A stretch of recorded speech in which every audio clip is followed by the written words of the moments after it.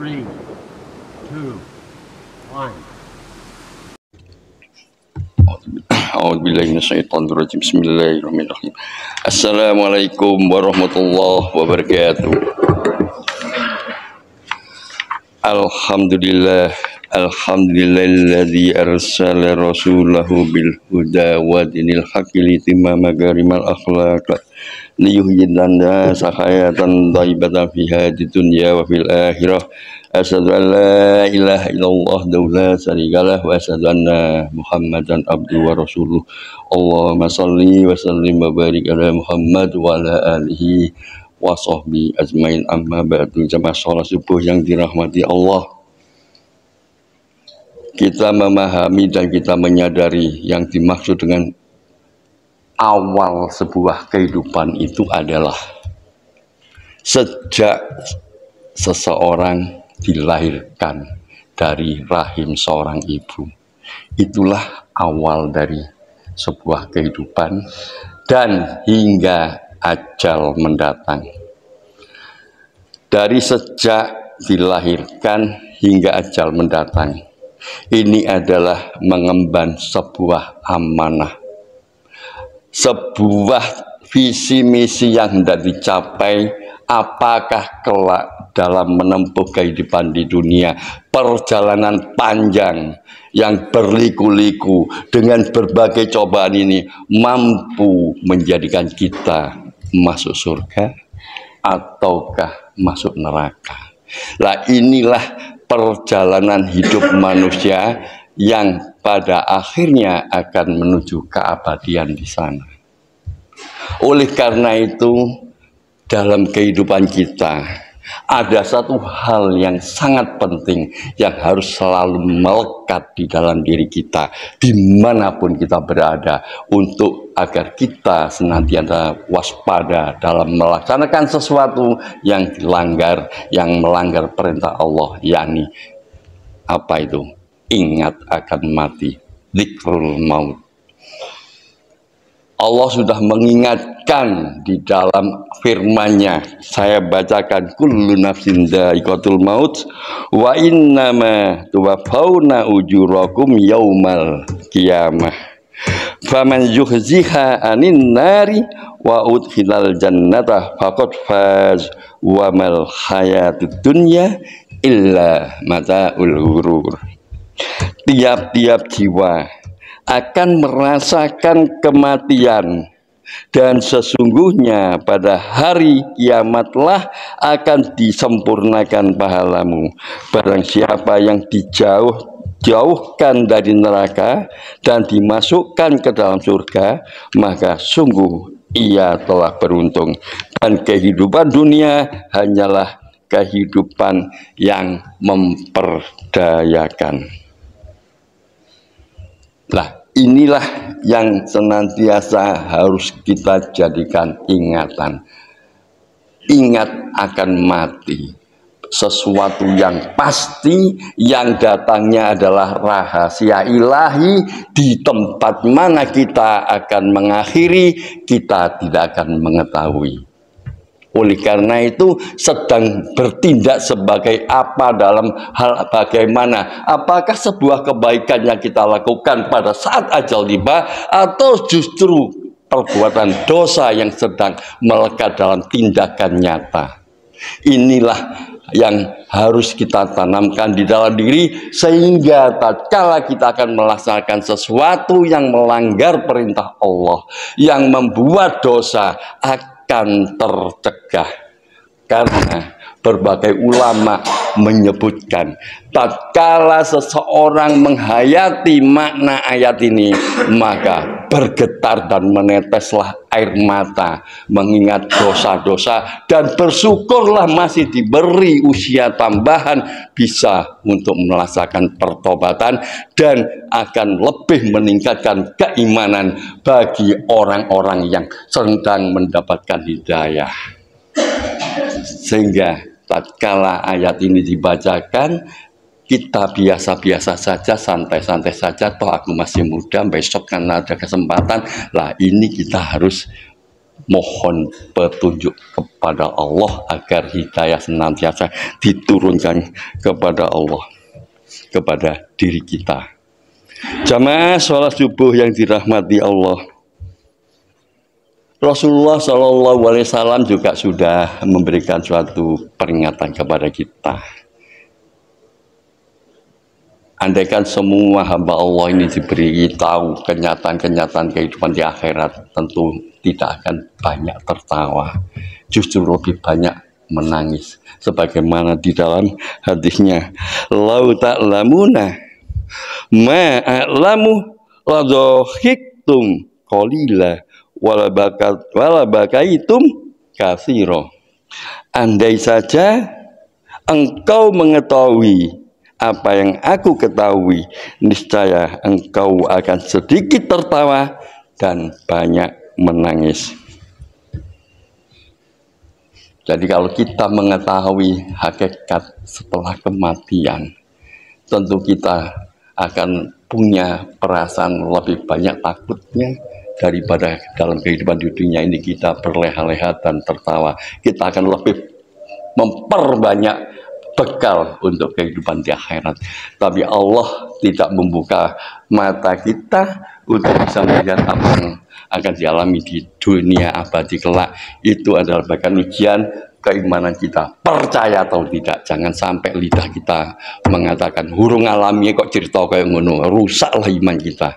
Kalau kalimat kita sudah mengatakan demikian, kok dia ngalami lah, kok bisa cerita tentang akhirat. Kalau kita, lisan kita mengatakan demikian, maka kita harus bersyahadat lagi, kita kufur, iman kita rusak. Karena persoalan akhirat adalah masalah iman, masalah akidah kita. Kita percaya apa yang disampaikan oleh Al-Quran, apa yang disampaikan Rasulullah, kita yakini itu akan terjadi dan fakta kelak di akhirat. Jamaah sholat subuh yang dirahmati Allah, oleh karena itulah sebagaimana yang saya bacakan di dalam sholat tadi, wal akhiratu khairu wa abqa, dan kehidupan akhirat itu lebih baik dan lebih kekal. Ini yang kita tanamkan dalam diri kita, kehidupan akhirat itu lebih baik dan lebih kekal. Wal akhiratu khairu wa abqa, Al-A'la ayat 17. Inilah maka kita harus senantiasa mengevaluasi diri kita untuk selalu menata hati, menjaga akidah, menjaga ibadah, dan melaksanakan amal ibadah sesuai dengan syariat tanpa henti. Dan kita yakini apa yang dibawa Rasulullah SAW hingga akhir hayat kita nanti. Demikian pula Allah juga sudah memberikan peringatan kepada kita agar kita di dalam memperbaiki kehidupan diri jangan pernah menunda-nunda untuk bertobat, dan kita harus segera mengatakan bertobat semurni-murni. Tobat itu sebagaimana firman-Nya, ya ayyuhalladzina amanu tubu ilallahi taubatan nasuha, hai orang-orang yang beriman, bertaubatlah kepada Allah dengan taubat yang semurni-murninya. Jadi kita harus segera setiap saat melaksanakan pertobatan semurni-murninya, sehingga perjalanan kita dosanya semakin berkurang, insya Allah hilang diampuninya, pahala bertambah sehingga ringan dalam hisab kelak untuk mencapai ridho Allah. Dan ingatlah kita bahwa kematian yang akan kita hadapi pun akan membawa rasa sakit. Nah, insya Allah dengan kita bertobat, kita sering berzikir kepada Allah, tatkala kita merasakan sakaratul maut, jadi rasa sakit tatkala menghadapkan kematian yang semua orang tidak akan bisa membantu diri kita, kecuali kebiasaan amal ibadah kita yang akan bisa membantu kita, maka kita biasakan senantiasa berzikir, sehingga tatkala sakit seperti kita pada saat sekarang, orang kalau dipukul misalnya bilang aduh, lah karena dia kurang refleksinya di dalam berzikir. Dipukul bilang nggak karuan karena lisannya tidak pernah berzikir, dalam memori otak belakang yang menyimpan alam bawah sadar, yang keluar adalah kebiasaan yang diungkapkan. Karena itu kita perbanyak berzikir kepada Allah sehingga kelak tatkala sakratul maut kita tetap bisa melesankan la ilaha illallah. Rasulullah SAW sudah mengingatkan kepada kita bahwa di dalam menjelang kematian itu terdapat rasa sakit. Innalil mauti sakarat. Sesungguhnya kematian terdapat rasa sakit. Nah, menghadapi rasa sakit ini, mari memori kesadaran di tulang belakang, otak belakang ini biar bisa melesankan la ilaha illallah. Memori itu kita perbanyak, kita biasakan berzikir sehingga apapun yang terjadi tatkala rasa sakit menjelang kematian pun bukan bengok-bengok, aduh tolong, aduh talun, tapi la ilaha illallah, Allah, la ilaha illallah, itu yang akan keluar dari lisan. Dan ini bisa terjadi jika kita satu, mohon hidayah kepada Allah, mohon keimanan di dada ditanamkan, mohon lisan kita dimudahkan untuk berzikir kepada Allah. Jangan pernah menyombongkan, aku setiap hari berzikir, pasti.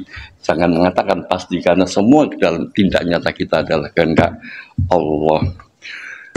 Inilah yang harus kita lakukan sebagai seorang muslim, karena kita tidak bisa mencegah datangnya kematian dimanapun tatkala meninggal. Saatnya meninggal, mungkin sedang bermain sepak bola, mungkin sedang menari, mungkin sedang tidur, mungkin sedang sholat, mungkin sedang imami. Saat-saat sekarang ini Allah sudah banyak menunjukkan. Jadi biasakan kita banyak beribadah sehingga tatkala kematian, kebiasaan itu yang ada pada diri kita tatkala ajal terakhir. Kemarin sedang bermain sepak bola, meninggal di lapangan. Seorang bupati sakit, tidak sakit tiba-tiba meninggal. Jadi itulah bukti bahwa kematian tidak bisa ditunda sesaat pun, tidak bisa dimajukan atau dimundurkan. Karena itulah kita sebaiknya tidak menunda-nunda pertobatan. Tidak usah menunggu usia tua yang masih muda, yang tua tidak usah menunggu besok. Karena kalau sudah saatnya diambil jiwanya oleh Allah, maka percuma kita akan melaksanakan ibadah, tidak akan berguna. Sebagaimana firman Allah, innamat taubatu Allahu lilladzina ya'maluna su'ah bijahalatin tsumma yatubuna min qarib fa ulaika yatubullahu alaihim wa kana Allahu aliman hakima. Wa laysat taubatu lil ladzina ya'maluna sayyiati hatta idza hadara ahaduhumul mautu qala inni tubtu al-ana. Sesungguhnya taubat di sisi Allah hanyalah taubat bagi orang-orang yang mengerjakan kejelekan lantaran kejahilannya, yang kemudian mereka bertobat dengan segera.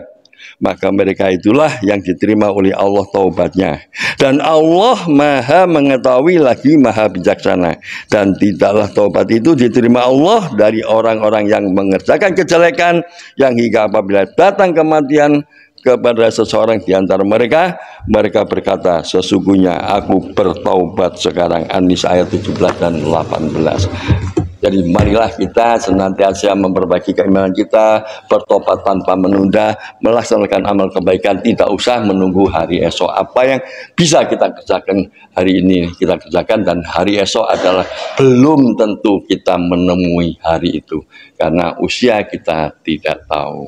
Demikian aku qouli hadza wastaghfiru innahu wal ghafurur rahim. Subhanakallahumma wa bihamdika asyhadu an la ilaha illa anta astaghfiruka wa atubu ilaik. Assalamualaikum warahmatullahi wabarakatuh.